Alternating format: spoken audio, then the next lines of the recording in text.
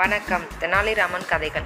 ஒரு சமயம் அரபு நாட்டு அரசர் கிருஷ்ணதேவராயருக்கு ஒரு அதிசய ரோஜா செடி ஒன்றை பரிசாக அளித்தார். அதை மன்னர் தனது தோட்டத்தில் நட்டு வைத்தார்.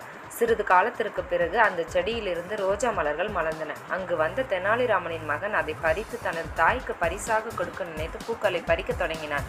பூக்களை பறித்து கொண்டு இருக்கும்போது அரண்மனை காவலர்கள் பார்த்துவிட்டனர். அரண்மனை காவலர்கள் தெனாலிராமனின் மகனை அரசர் கிருஷ்ணதேவராயிடம் காண்பிக்க அழைத்து சென்றனர்.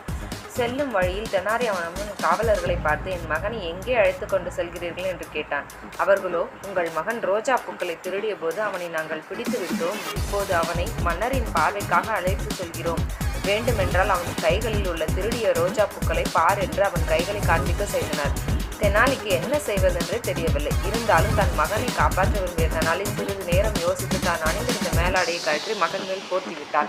இன்று வெயில் அதிகமாக உள்ளது, இந்த துணி என் மகனை காப்பாற்றும் என்று கூறிவிட்டு சென்றார். புலிக்கு பிறந்தது பூனையாகுமா? தெனாலி மகன் தந்தை கூறியதை யோசிக்க தொடங்கினான்.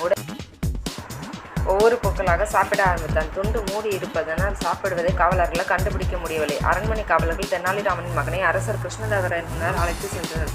காவலர்கள் மன்னரை பார்த்து, அரசே, தெனாலிராமனின் மகன் பூக்களை திருடிய போது அவனை நாங்கள் பிடித்து விட்டோம். இந்த குற்றத்திற்கு நீங்கள் தண்டனை வழங்க வேண்டும் என்று கூறினர். மன்னரும் எல்லாவற்றையும் கேட்டறிந்து பின்னர் அரசர் காவலர்களை பார்த்து, திருடிய பூக்கள் என்று கேட்டார்.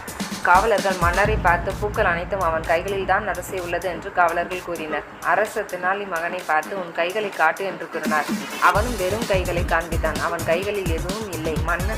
மன்னர் தெனாலி மகனை பார்த்து, நீ பறித்த பூக்கள் எங்கே என்று கேட்டார். அவனோ மன்னரை பார்த்து, நான் பூக்கள் எதுவும் பறிக்கவில்லை. என் தந்தைக்கு அவமானம் ஏற்படுத்தவே இந்த 2 காவலர்களும் இப்படி செய்தார்கள் என்று கூறினார். மன்னரும் அந்த 2 காவலர்களை திட்டி அனுப்பிவிட்டார். தெனாலியும் அவன் மகனும் எப்படியோ தப்பித்து விட்டோம் என்று சிரித்துக்கொண்டே வீட்டிற்கு புறப்பட்டனர்.